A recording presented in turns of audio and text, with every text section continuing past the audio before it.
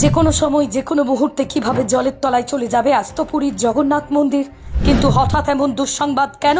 তাই সতর্ক হতে এক্ষুনি দেখুন। হঠাৎ দুর্গাপুজোর আগে কেন পুরীর জগন্নাথ মন্দির নিয়ে এমন ভয়াবহ ভবিষ্যৎবাণী? তবে কি সত্যিই রহস্যে ঘেরা পুরীর জগন্নাথ মন্দির যে কোনো সময় যে কোনো মুহূর্তে চলে যেতে পারে জলের তলায়, নাকি পুরোটাই গুজব? কিন্তু মনে রাখবেন, পুরীর জগন্নাথ মন্দিরের কিছু অঘটন মানেই গোটা পৃথিবীর কাছে অশুভ সংকেত। তবে এবার কি এমন ঘটনা ঘটলো যার কারণে যে কোনো মুহূর্তে পুরীর জগন্নাথ মন্দির চলে যেতে পারে জলের তলায়? তাই আজ দয়া করে এই ভিডিওটিকে এড়িয়ে না গিয়ে শেষ পর্যন্ত একটিবার দেখার অনুরোধ রইল। হ্যাঁ, পুরীর জগন্নাথ মন্দির গোটা পৃথিবীর কাছে এমন এক আশ্চর্যজনক মন্দির যে মন্দিরের রহস্য আজও উদ্ঘাটন করা কার্যত অসম্ভব। কারণ এই জগন্নাথ মন্দিরই নির্ধারণ করে গোটা পৃথিবী আগামী 365 দিন কেমন কাটাবে। আবার এও বিশ্বাস করা হয়, পুরীর জগন্নাথ মন্দিরে কোনো অঘটন ঘটলে তা গোটা পৃথিবীর কাছে এক অভিশপ্ত সময়ের মতন।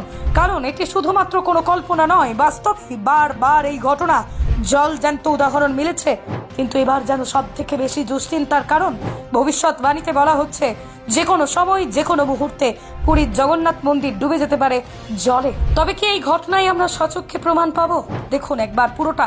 আমরা সকলেই জানি, সত্য, ত্রেতা, দাপর, কলি এই নিয়েই জগৎ সংসার। আর ইতিমধ্যে আমরা কলিযুগের একেবারে অন্তিম পর্যায়ে এসে দাঁড়িয়েছি। কারণ এই যুগ শেষ হতে আর বেশি দিন বাকি নেই। পুরীর জগন্নাথ মন্দিরকে নিয়ে করা ভবিষ্যৎবাণীতে উঠে এসেছে এই কলিযুগ শেষ হওয়ার আগে পুরীর জগন্নাথ মন্দিরও পুরোপুরি চলে যাবে জলের তলায়।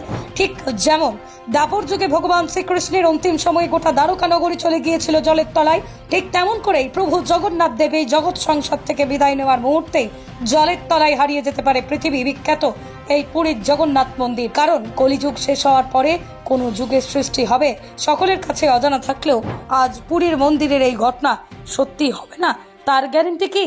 তবে হিন্দু শাস্ত্র বলছে পুরীর মন্দিরের জগন্নাথ দেব হচ্ছেন সাক্ষাৎ জলজ্যান্ত দেবতা। কারণ তার একের পর এক লীলা খেলা বারবার প্রমাণ করে যে সত্যিই ভগবান বলে কেউ একজন রয়েছেন।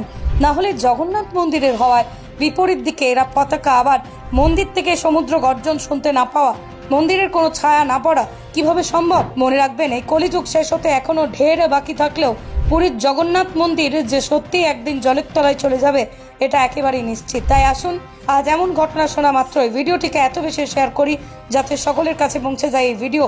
হে প্রভু জগন্নাথ দেব, তুমি মঙ্গল করো সকলের, এই কলিযুগ থেকে রক্ষা করো সবাইকে। জয় জয় জগন্নাথ, সচিরানন্দন ত্রিভুবন করে যার চরণ বন্দন। জয় জগন্নাথ।